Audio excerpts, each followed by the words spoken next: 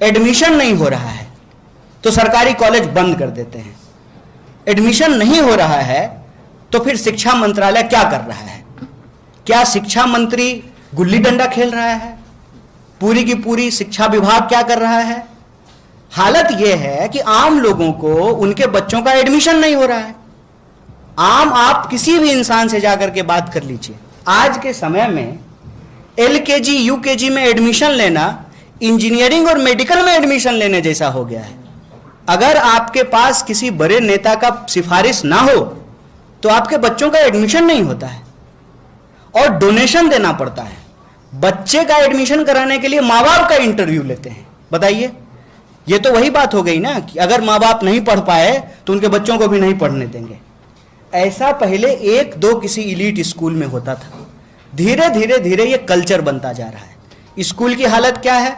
आपको टाई भी वहीं से खरीदना है, बेल्ट भी वहीं से खरीदना है, जूता मोजा डायरी बैग टिफिन बॉक्स हर चीज जो है वहीं से खरीदना है। कल को हो सकता है बच्चा भी प्रोवाइड करने लगे। ये जो हालत है, इतनी महंगी होती जा रही है शिक्षा, और कोई भी मिडिल क्लास उससे पूछ लीजिए, उसके खून पसीने की सारी कमाई किस पे चली जाती है? एक छोटा सा घर बनाने में, बच्चे का जो है पढ़ाई कराने में, इलाज कराने में उसकी पूरी जिंदगी बीत जाती है।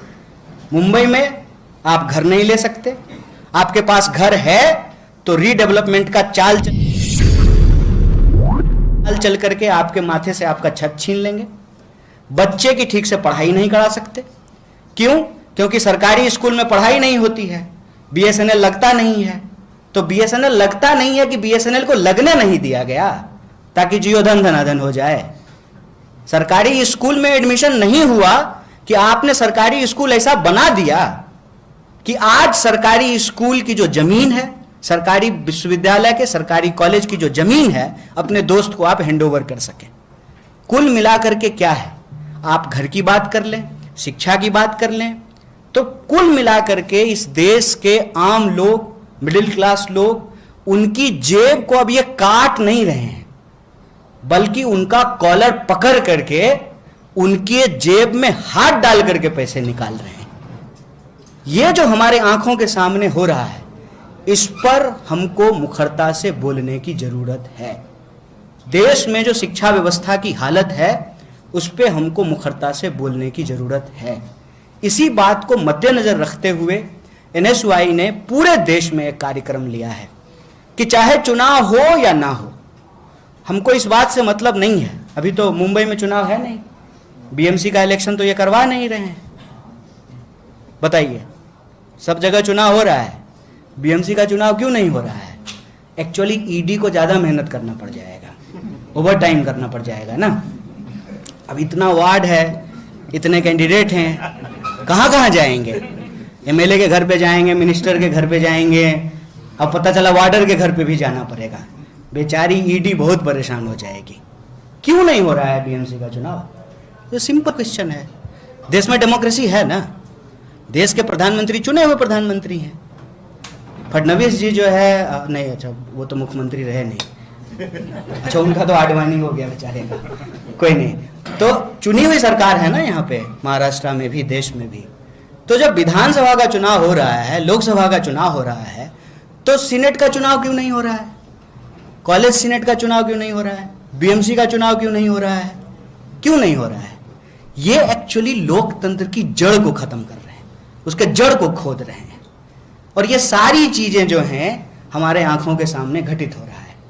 मैं पॉइंट ये कहना चाह रहा था कि चुनाव हो या ना हो, बीएमसी का चुनाव नहीं है, फिर भी हम मुंबई आए हैं क्योंकि एनएसयूआई का एक नेशनल कैंपेन है कि हम देश के विद्यार्थियों को जोड़ेंगे, और हम जोड़ेंगे इस देश के एक एक स्टूडेंट्स को, ताकि हम जो आइडिया ऑफ इंडिया है, जो हमारा कॉन्स्टिट्यूशन है, जो आम लोगों का कॉन्स्टिट्यूशनल राइट है, रोजी रोटी कपड़ा मकान शिक्षा स्वास्थ्य सड़क बिजली पानी, उसको प्रोटेक्ट कर सके। और इसी कार्यक्रम के तहत जुड़ेगा विद्यार्थी जीतेगा इंडिया, जो कि हमारा एक नेशन वाइड कैंपेन है। हम मुंबई आए हैं और तमाम विभिन्न तरह के कार्यक्रमों में हिस्सा लेंगे, और मुझे बहुत खुशी है, मैं आपका शुक्रिया अदा करता हूं कि आपने जो है भारत जोड़ो यात्रा की जो मूल भावना है उसको जो है आपने जोड़ करके रखा है, आपने कैंप लगाया है। और हमारे नेता कहते हैं जुड़ेगा भारत जीतेगा इंडिया, और उस यात्रा का संदेशा यही है। और आज आप पूरी दुनिया को देख लीजिए, आज हमको सबसे ज़्यादा प्रेम की, भाईचारे की, एकता की, शांति की ज़रूरत है। एक बार फिर से इस गांधी के देश में गांधी की ज़रूरत ज़्यादा महसूस होने लगी है। इसी भावना के साथ जो आप तमाम लोगों ने कार्यक्रम रखा है उसमें हम शरीक होंगे, और आपसे भी हमने 2-4 बातें की हैं। अब मैं चाहता हूं कि आपके जो प्रश्न हों उन प्रश्नों का मैं जवाब यथासंभव जो जवाब होगा मैं देने का प्रयास करूंगा। और एक चीज़ और मैं हाईलाइट करना चाहता हूं, चूँकि यूथ सेंट्रिक हमारा सारा प्रोग्राम है, तो इस बात को मैं यहाँ मेंशन करना चाहता हूं कि आज अलग अलग तरीके से हमारे दिमाग को नियंत्रित करने का प्रयास किया जाता है। जैसा पुराने ज़माने में आप वो बसंती का तांगा देखे होंगे शोले फिल्म में, तो उसके घोड़े पे ना एक आँख पे एक चश्मा होता है ताकि घोड़ा जो है ना वो आगे पीछे ना दिखे। तो आज हमारे दिमाग को कंट्रोल करने के लिए कई तरह के जो है चश्मों का इस्तेमाल किया जा रहा है। उसमें से जो सबसे खतरनाक है वो है ड्रग्स। इस देश के यूथ को ड्रग्स में झोंक कर, ताकि वो होश में ही ना आए, उसको पता ही ना चले कि उसके साथ, उसके समाज के साथ, उसके इतिहास के साथ, उसके भविष्य के साथ, उसके देश के साथ क्या खिलवाड़ किया जा रहा है। और मज़ेदार बात यह है कि ये सारे ड्रग्स जो हैं मोदी जी के दोस्त के पोर्ट पे पकड़े जाते हैं, ये तो वो हैं जो पकड़े जाते हैं, उसका क्या जो पकड़े नहीं जाते हैं। और पकड़े कब जाते हैं तो आप जानते हैं, जब कमीशन का लोचा हो जाता है तभी पकड़े जाते हैं, वरना पकड़े नहीं जाते हैं। ये एक बहुत गंभीर सवाल है। तो जो विद्यार्थियों से जुड़ा हुआ, आम लोगों से जुड़ा हुआ, नौजवानों से जुड़ा हुआ सवाल है, उन तमाम सवालों पे आज हम मुंबई के अलग अलग इलाकों में मुंबई के लोगों से बात करेंगे। और इसी सिलसिले में हमने आपसे भी बात की, और बड़े जो है शांत भाव से, पेशेंस के साथ आपने हमारी बात को सुना। तो एक बार फिर से आपका बहुत शुक्रिया, और आपका जो सवाल होगा उन सवालों का जवाब दिया जाएगा। Thank you. कन्हैया जी, मेरा एक सवाल है कि प्रधानमंत्री ने आज मन की बात में कहा है कि वो 31 अक्टूबर को माय युवा भारत ऐप लॉन्च कर रहे हैं, ज्यादा से ज्यादा युवाओं को उससे जुड़ने के लिए कह रहे हैं, राष्ट्रव्यापी संगठन की नींव वो 31 को रखेंगे। इसको कैसे देखते हैं? ऐप लॉन्च किया जा रहा है युवाओं के लिए भाजपा की। अभी भी मन की ही बात कर रहे हैं, चलिए बढ़िया है, कर रहे हैं कम से कम। अव्वल तो उनको मन की नहीं जन की बात करनी चाहिए थी। मन का क्या है, अब हमारे मन में क्या आ रहा है उससे क्या लेना देना है। अगर हम पब्लिक फिगर हैं और देश की जनता ने हमको वोट दे करके देश का प्रधानमंत्री बनाया है, तो हम अपने मन की बजाय जो है लोगों के मन की बात करते। चलिए ठीक है, वो प्रधानमंत्री हैं, कुछ भी कर सकते हैं।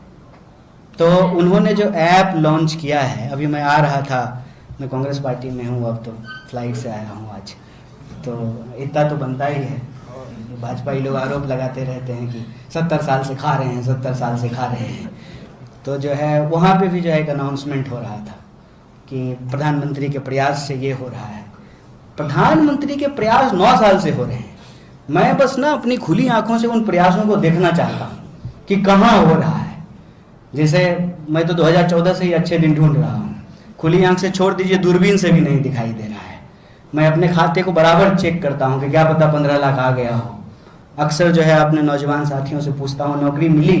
अब मैं जो है अब कांग्रेस वालों से पूछना बंद कर दिया हूँ, मैं स्पेशली भाजपा वालों से पूछता हूँ, क्या पता विपक्ष को ना दे रहे हों, कहीं अपनी पार्टी के लोगों को दे दिए हों। तो गलती से जो है कुछ लोग मिल गए, बोले कि छोड़ो, तो जो है अपने लोगों को भी रोजगार नहीं देते हैं। उनका तो बस यही चल रहा है, हम दो हमारे दो। चाचा जब रहेंगे दिल्ली में, भतीजा रहेगा बीसीसीआई में, तो यही चल रहा है। बाकी उनका जो भी प्रयास है ना, वो सब घोषणाओं में। तो ऐसे कोई सगा नहीं जिसको रमन सिंह ने ठगा नहीं, सब लखा के काम करीस। ऊपर रमन सिंह तो ठगबे करीस, वो दिल्ली वाला तक ठगीस। मित्रों, विदेश से काला धन लाऊंगा, सबके खाते में 15-15 लाख मिल गए। 2 करोड़ हर साल नौकरी मिली। किसान का आय दुगुना करूं कि इस होइस, महंगाई कम करूं कि इस होइस। तो ये मन केवल ठगे काम। एकर मन के बात के कोई गारंटी नहीं है। एकर मन के बात में कोई गारंटी नहीं है। लेकिन हमार नेता राहुल जी जिन बात की वो भरोसा गारंटी छत्तीसगढ़ में कांग्रेस की सरकार के